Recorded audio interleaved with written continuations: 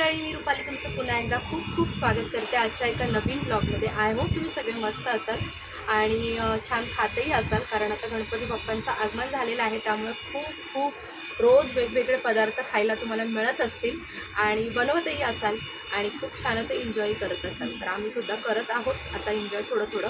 आणि आज आहे गौरी पूजन. तर आमच्याकडे गौरी काही येत नाही, पण त्यानिमित्ताने ना छान असं गौरी म्हणजे आम्ही असा विचार करतो की गौरी आमच्या घरी आहे असा विचार करून छान असा नैवेद्य जो आहे तो गणपती बाप्पाजवळ ठेवतो. स्वयंपाकाची तयारी जी आहे ती सकाळी केलेली आहे आणि बाकीची सुद्धा आता थोडीफार करेल. रेसिपीज वगैरे काही शेअर करणार नाही, परंतु थोडंफार काही क्लिप्स असतील त्या नक्कीच तुमच्यासोबत शेअर करण्याचा प्रयत्न करेल. तर चला सुरुवात करूया. आणि ते लोलो जो आहे तो झोपलेला आहे, त्याची काही सकाळ झालेली नाही, कारण डेली झोपायला ना उशीर होतो, त्यामुळे त्याची झोप अशी व्यवस्थित पूर्ण नाही झाली. त्यामुळे म्हटलं ठीक आहे, त्याला झोपू दे, मी माझी कामं आवरून घेते. देवाची दिवाबत्ती वगैरे सकाळची सगळी झालेली आहे, घराची क्लिनिंग झालेली आहे. तर चला आता सुरुवात करूया पटापट नैवेद्यासाठी. आज गौरी पूजनाच्या निमित्ताने म्हटलं ओल्या नारळाच्या करंज्या बनवूया. मग नंतर बेत बदलला आणि म्हटलं चला आपण पाकातला जो खाजा असतो तर तो बनवूया अगदी सोप्या पद्धतीने. तर इथे चपातीला पीठ मळतात तसं पीठ मळून घेतलेलं आहे, पोळ्या करून घेतलेल्या आहेत. 5, 6, 7 तुम्ही कितीही पोळ्या घेऊ शकता. आणि दुसऱ्या एका वाटीमध्ये सुकं पीठ आणि तूप घेऊन मिक्स केलेलं आहे आणि त्याचा साठा बनवलेला आहे. तर पहिली पोळी ठेवली, त्याच्यावर साठा टाकून घेतलेला आहे, साठा पसरवून घेतला, त्याच्यावर दुसरी पोळी, परत पुन्हा तीच प्रोसेस असं करत करत मी 6 ते 7 पोळ्या ज्या आहेत ते एकावर एक ठेवल्या. त्यानंतर त्याचा छान असा रोल केला आणि सुरीच्या साहाय्याने कट करून घेतला. त्यानंतर हा खाजा जो आहे तर तो तुपात तळून घेतलेला आहे आणि त्यानंतर साखरेचा पाक बनवून त्याच्यामध्ये हा खाजा तळून झाल्यानंतर थोडासा गार झाल्यानंतर त्याच्यामध्ये टाकून ठेवायचं, जसं आपण गुलाबजाम टाकून ठेवतो ना त्याच प्रकारे. आणि खूप सुंदर असा टेस्टला लागतो. नक्की करून पहा. आणि अगदी सोपी झटपट अशी देवाला नैवेद्यासाठी दाखवण्यासाठी खूप छान अशी रेसिपी आहे. आता आधी आरती करून घेणार आहे, त्यानंतर देवाला नैवेद्य सुद्धा दाखवणार आहे. निर्वाणी रक्षावे सुरवर वंदना, जय देव जय देव जय मंगलमूर्ती हो श्री मंगलमूर्ती, दर्शन माझे मन कामना पूर्ती, जय देव. आजच्या नैवेद्यामध्ये देवासाठी मी छान अशी पनीरची भुर्जी बनवलेली आहे. त्यानंतर कोबीची सुकी भाजी, चवळीची ग्रेव्ही भाजी म्हणजे वाटण वगैरे टाकून करतो ती. त्यानंतर भात, डाळ, पापड आणि जो खाजा केला होता पाकातला तर तो ठेवलेला आहे ताटावरती. आणि बाकीचा जो उरला होता तर त्याला मी क्लीन रॅपने एका बाउलमध्ये रॅप करून देवाजवळ ठेवलेला आहे, म्हणजे ज्याला खायची इच्छा होईल तो खाऊ शकतो. अशा प्रकारे बिना कांदा लसणाचा जो नैवेद्य आहे तो दाखवून घेतलेला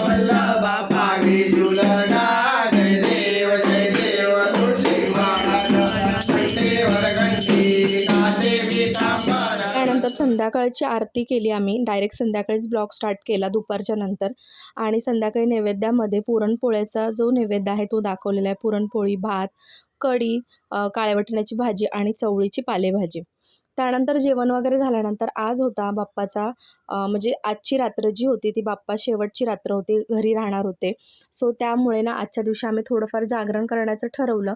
तर इथे मंगळागौरचा जो खेळ असतो ना तर तो आम्ही इथे खेळत होतो सगळ्या लेडीज, ताई वगैरे किंवा वहिनी, त्यानंतर माझ्या पुतणी होत्या, नंदा होत्या वगैरे. आम्ही सगळ्याजण एकत्र असं छान एन्जॉय करत होतो. इतकं फार काही आम्हाला नाचता येत नव्हतं, पण आम्ही आमच्या परीने प्रयत्न करत होतो आणि देवाजवळ मंगळागौरचा जो डान्स आहे तर तो करण्याचा प्रयत्न करतो. त्यामध्ये मध्ये मध्ये ना पुतणे वगैरे होते, ते सुद्धा येत होते, एन्जॉय करत होते. यावर्षी ना जसं हवं दरवर्षी असतं त्या प्रकारे काही गणपतीमध्ये एन्जॉयमेंट झाली नाही. असो काय, कधी कधी काही गोष्टी अशा अवचित घडतात, अचानक घडतात, त्यामुळे सगळ्या गोष्टी पॉसिबल होत नाही. पुढच्या वर्षी आपण अजून छान प्रकारे करण्याचा प्रयत्न नक्की करू. त्यानंतर ना हा दुसऱ्या दिवशीचा ब्लॉग आहे, ज्या दिवशी बाप्पाचं विसर्जन होतं. तर संध्याकाळचा हा ब्लॉग आहे, 4 वाजता मी पुन्हा स्टार्ट केलेला आहे. आणि दोन्ही ब्लॉग तुम्हाला कंबाईन करून मी इथे शेअर करणार आहे. तर दुसऱ्या दिवशीच दुपारी जेव्हा बाप्पाचं विसर्जन होतं त्या दिवशी अशा प्रकारे ना आम्ही बाप्पाला सजवतो. तर यांनी आबोलीचे गजरे आणि मोगऱ्याचे गजरे आणून, झरभऱ्याची फुलं वगैरे आणून छान असं सजवलं होतं. त्यानंतर इथे मी लागली होती स्वयंपाकाला, कारण सगळे विसर्जनाला आज आज येणार होते, त्यामुळे सगळ्यांचा स्वयंपाक आज इथेच होणार होता. तर छोलेची ग्रेव्ही भाजी, म्हणजे छोलेमध्ये मी पनीरसुद्धा टाकणार होते, ती ग्रेव्ही भाजी, त्याचबरोबर चपात्या ज्या आहेत त्या बाहेरून सांगितल्या होत्या आणि जीरा राईस होता तो मी घरी बनवला होता. कारण इतक्या चपात्या घरी बनवणं शक्य नव्हतं आणि वेळही कमी होता आणि मदतीला पण असं फार काही नव्हतं कोणी, त्याच्यामुळे म्हटलं ठीक आहे आपण बाहेरूनच मागवाव्या. तर इथे छोले वगैरे धुवून घेतले, आधी तांदूळ धुवून घेतले आणि भात पण जवळजवळ 2 किलोच्या आसपास लावला होता मी आणि छोले पण 1 किलोच्या आसपास आहेत. आणि त्यामध्ये अर्धा किलो पनीर टाकलेलं होतं मी. त्याचबरोबर ग्रेव्ही, टोमॅटो कांद्याची या अशा प्रकारे सगळा जो जेवणाचा बेत आहे तर तो बनवला होता. त्यानंतर थोड्या वेळाने सुप्रियासुद्धा आली मला मदतीला, तर तिने सगळं चॉप वगैरे करून दिलं मला. त्यामुळे पटपट सगळा स्वयंपाक जो आहे तो आवरला आणि त्यानंतर लास्टला मग चहा वगैरे घेऊन मी बसली मोदक करायला. तर इथे मोदकाचं पीठ जे आहे, उकड जी आहे ती काढून घेतली आणि छान अशी मळूनसुद्धा मोदक तयार केले.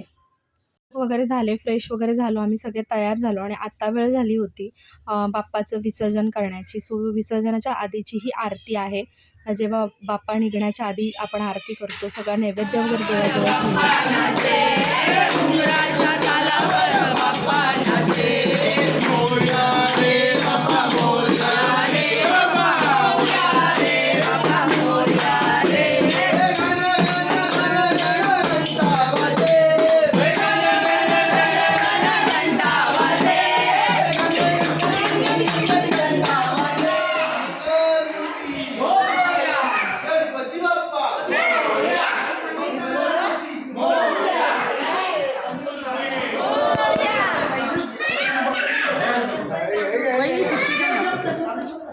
सुप्रियाकडे ते प्रसाद म्हणून वाटत असते. जाण्या लिपची पट्टा दाबा.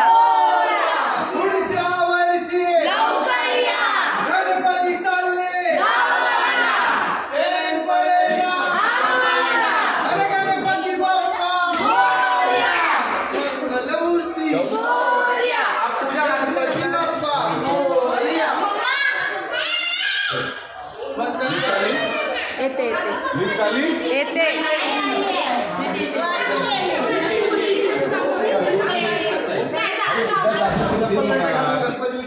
चप्पल नसते घालायची.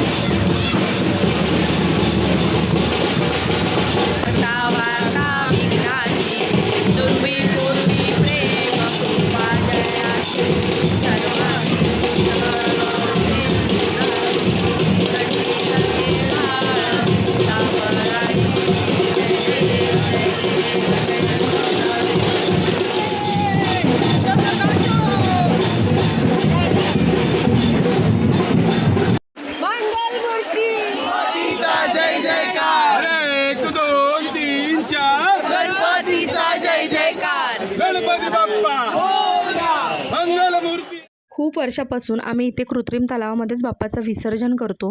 इथे पोचल्यानंतर बाप्पाची आरती केली, त्यानंतर मग मुलांना आजूबाजूला वाजत होते बँजो वगैरे, तर त्याच्यावर त्याने डान्स केला. त्यानंतर मग आमचा नंबर आला होता विसर्जनाचा. सो बाप्पाचा निरोप घेऊन विसर्जनाची तयारी चालू झाली आणि हा क्षण जो आहे ना तो खूपच भावूक असतो. सगळ्यांनाच वाईट वाटत असतं, आपसुकट डोळ्यात पाणी उभं राहतं आणि असं वाटतं बाप्पा आपल्या घरून कधीही जावं नाही. तसे तर बाप्पा आपल्यासोबत कायम असतात, पण या 7 दिवसामध्ये ना एक वेगळीच रौनक असते, त्यांची सेवा करण्याची एक वेगळीच संधी असते. तर ही संधी कायम राहावी अशी आपल्याला वाटत असते. तर त्यामुळे खूपच वाईट वाटत असतं. पण छोटी गणपती बाप्पाची चेतनता कुठे दे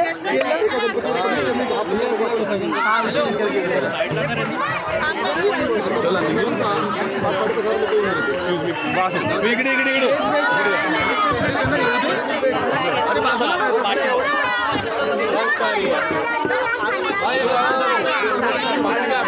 घरी आल्यानंतर उत्तर आरतीसुद्धा केली आणि मग आवरून सगळं आम्ही झोपी गेलो. हरे कृष्ण हरे कृष्ण कृष्ण कृष्ण हरे हरे हरे राम